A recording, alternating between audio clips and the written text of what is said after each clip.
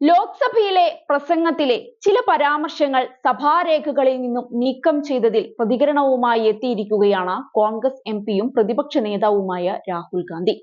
സത്യം പറഞ്ഞാൽ മോദിക്കും കൂട്ടർക്കും കണക്കിന് കൊടുത്തിരിക്കുകയാണ് നേതാവ്.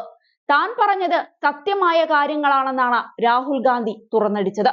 സത്യത്തെ നീക്കാൻ കഴിയില്ലെന്നത് രാഹുൽ ഗാന്ധി പാർലമെന്റിന് പുറത്ത് മാധ്യമപ്രവർത്തകരോട് പ്രതികരിച്ചുകൊണ്ട് പറഞ്ഞു. മോദിജിയുടെ ലോകത്ത് സത്യത്തെ ഇല്ലാതാക്കാൻ കഴിയും, പക്ഷേ സത്യത്തെ പുറന്തള്ളാൻ കഴിയില്ല എന്നതാണ് യാഥാർത്ഥ്യം. എനിക്ക് പറയാനുള്ളത് ഞാൻ പറഞ്ഞു, അതാണ് സത്യം. അവർക്ക് എത്ര വേണമെങ്കിലും നീക്കാൻ കഴിയും. സത്യം സത്യമാണെന്ന് രാഹുൽ ഗാന്ധി ചൂണ്ടിക്കാട്ടി. സ്പീക്കർ നിഷ്പക്ഷമായി പെരുമാറണമെന്ന് AICC general secretary KC Venugopal MPയും ആവശ്യപ്പെട്ടിട്ടുണ്ട്.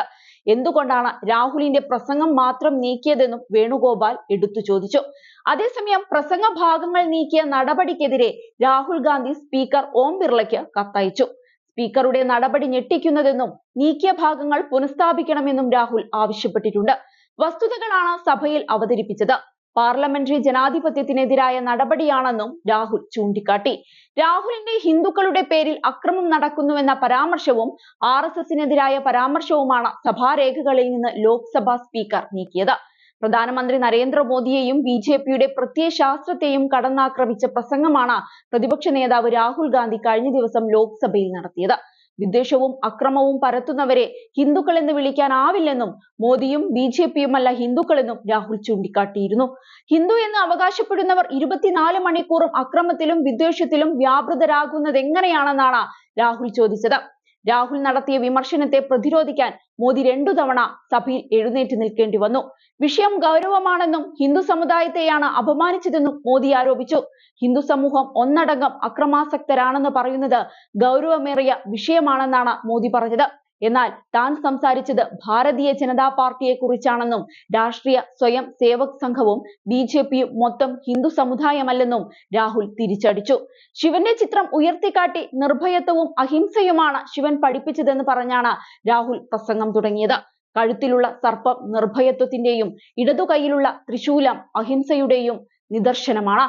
എന്നാൽ ഹിന്ദുവെന്ന് പറയുന്നവർ ഹിംസയെയും വിദ്വേഷത്തെയും വ്യാജങ്ങളെയും കുറിച്ച് മാത്രം സംസാരിക്കുന്നുവെങ്കിൽ നിങ്ങൾ ഹിന്ദുക്കളല്ല എന്ന് BJP അംഗങ്ങളെ നോക്കി രാഹുൽ ഗാന്ധി പറഞ്ഞു.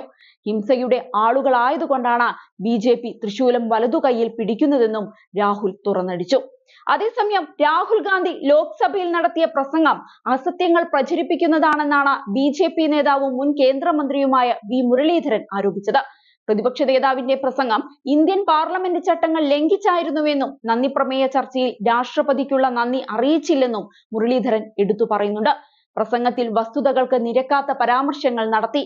മര്യാദകൾ ലംഘിച്ച കവല പ്രസംഗമായിരുന്നു നടത്തിയത്.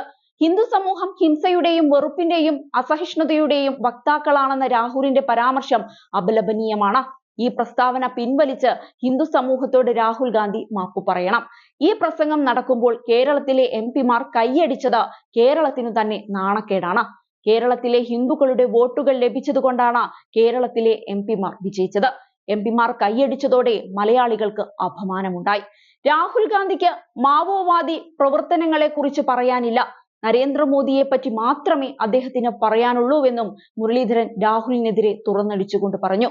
പ്രധാനമന്ത്രി നരേന്ദ്രമോദി രാഷ്ട്രപതിയുടെ നന്ദിപ്രമേയ ചർച്ചയിൽ ഇന്ന് മറുപടി പറയാനിരിക്കെയാണ് പരാമർശങ്ങൾ നീക്കിയത്.